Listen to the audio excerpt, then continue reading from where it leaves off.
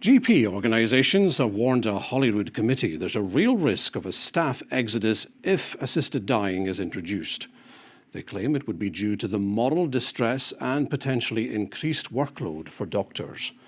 But as MSPs explore the controversial issue for a third time, campaigners fighting to legalise it claim the tide is turning. Here's our political reporter, Laura Alderman.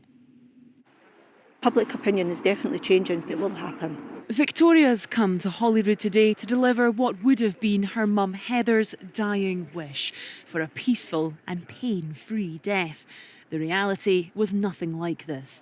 Heather died 10 weeks after being diagnosed with terminal cancer, weeks that Victoria says were marked by excruciating pain and suffering.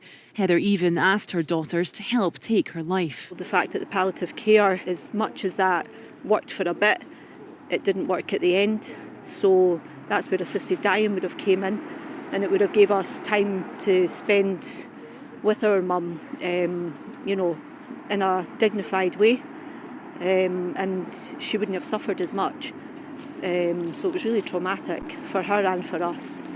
Victoria is backing a bill tabled by Liberal Democrat MSP Liam MacArthur, which would allow terminally ill adults to request help to end their life. MPs in Westminster are also considering similar measures for south of the border, after a members' bill was introduced last week.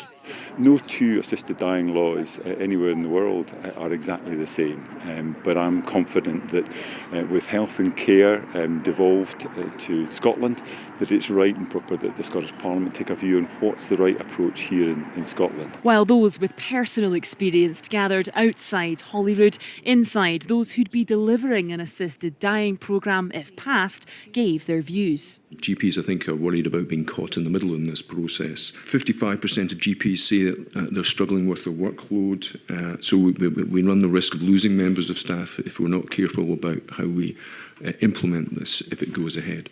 Palliative care doctors say investment in end-of-life care is needed, regardless of what happens with this bill. Is it really tolerable to any of us that somebody might choose an assisted death because they haven't been able to access the palliative care or the social care that they need that would make them comfortable? At the minute, we don't have a legitimate choice because we haven't optimised the care that we were already able to give and that's already legal to give.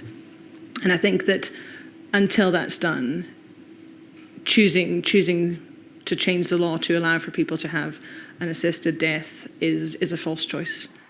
Bills to legalise assisted dying have already failed twice at the Scottish Parliament.